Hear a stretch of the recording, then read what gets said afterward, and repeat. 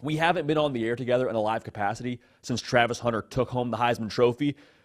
For those of y'all that were keeping track, this isn't a surprise. And I mean, based on the Vegas odds, I think it was like minus 2,500 when that thing closed, so it shouldn't have been a surprise to anybody. But the pushback on Travis Hunter winning the Heisman Trophy has been, I mean, absolutely laughable, in my humble opinion. And I want to start here. Like, in the Travis Hunter Heisman Trophy discussion, I think in some ways it sort of starts out as a Colorado football discussion. And going into the year, you had two groups of people. You had one group that said, hey, I think Colorado is going to be really good. I think they'll be a team that contends for a Big 12 championship. Awesome. You have another group of people that say, I don't think they're there yet. I don't think they're going to be all that good. Again, these are the two more reasonable groups. You got the fringe on both sides saying they're going to win the national championship. You got the other fringe group saying, hey, I don't think they're going to win a game. Okay, so we're going to deal with the reasonable groups here. As the season wore on, you had people in the group that were saying, hey, I don't think they're going to be, a Big 12 title contending team, which, again, yours truly was in that discussion. I thought they'd be 6-6. They ended up winning 9 football games. As you start to see more football, reasonable people say, actually, you know what? Colorado's pretty good. Let's give Deion Sanders credit. Let's give Travis Hunter credit. Let's give Shedeur Sanders credit. Let's give them credit for what they're doing in Boulder, Colorado right now. So you have that group start to morph into the other group. But as that group morphs into the other group, there's a part of the group that still wants to die on the hill of, you know what, I'm anti-Colorado, I'm anti-Deion Sanders, I'm anti-Travis Hunter.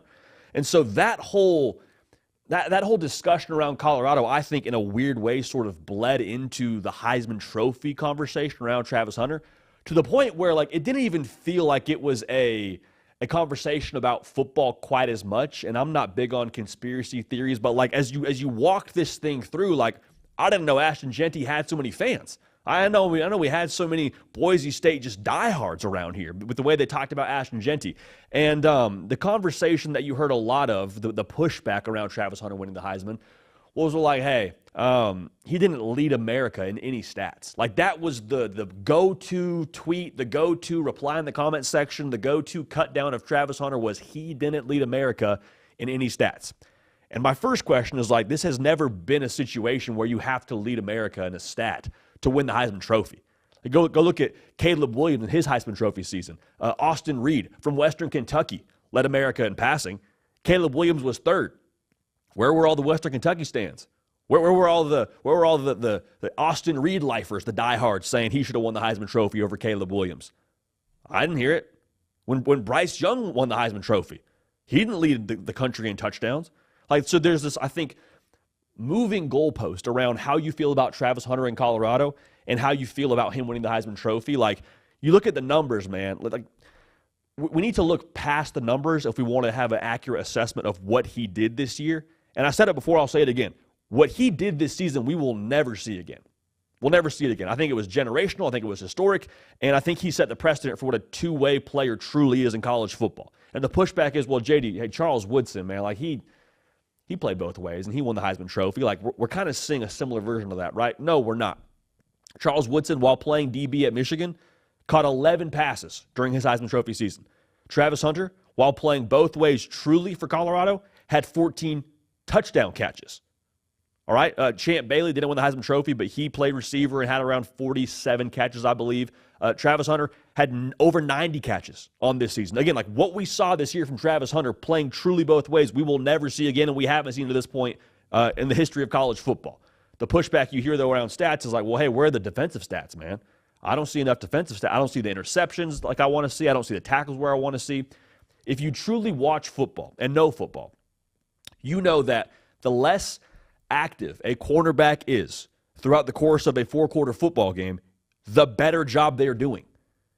Caden Smith pulled this stat, man. 38 targets on the year against Travis Hunter.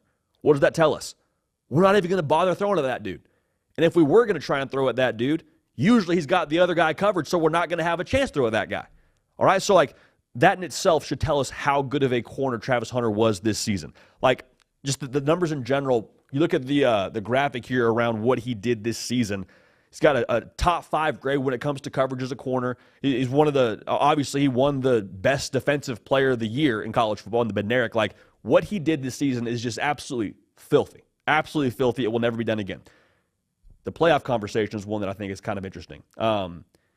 people give a lot of credit to Ashton Jeanty for carrying his team to the to the college football playoff as a reason as to why he should have won the Heisman Trophy. And I'm not here to cut down Ashton Jeanty. What he did this year is absolutely historic. He's had, I think, in this season, any other year, Ashton Jeanty runs away with the Heisman Trophy. You just had a dude who was making history in Travis Hunter. But the conversation is, well, hey, what Ashton Jeanty did for Boise State and what Colorado didn't do this year, not winning the Big 12, not making the college football playoff, like that is an indictment on Travis Hunter and his Heisman Trophy in itself. Again, that's a silly conversation, but let's unpack it. Boise State last year won the Mountain West. Boise State last year, if you were to copy and paste this college football playoff format, would have been in that 12-team college football playoff discussion. Last year, Colorado won 4 football games. They won 9 this year.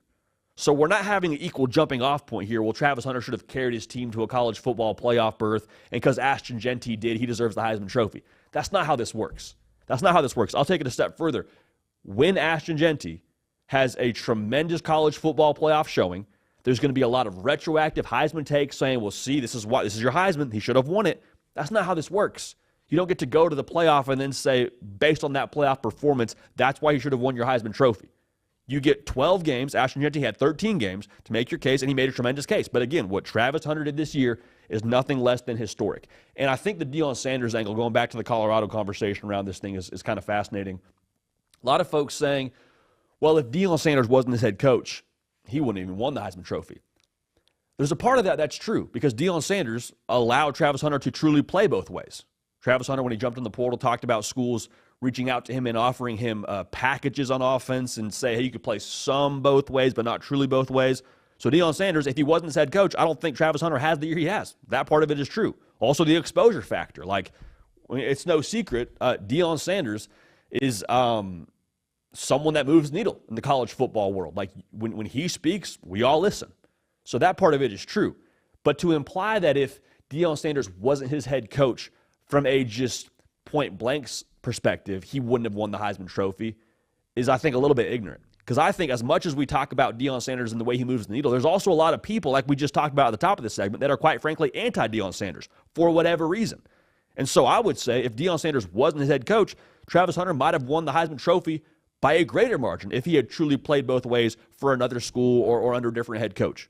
Because you're taking out that variable of people that just didn't vote for Travis Hunter because they don't like Deion Sanders, they don't like Colorado. Like, that whole situation itself is a little bit wild. So the Heisman pushback, I think, is ridiculous on Travis Hunter. I think you have a lot of people exposing themselves as anti-Colorado or anti-Deion Sanders or whatever have you. I will say this, though.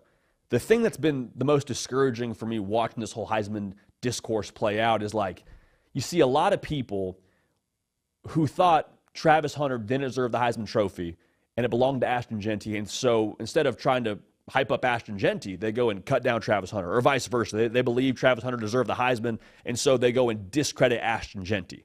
Like, Ashton Jeanty, I'll say it right here, like, he is the best running back in college football. You can absolutely make a case for him being one of the best players. I mean, I think he absolutely is in that conversation for one of the best players in college football by him being up for this award and the race being as close as it was.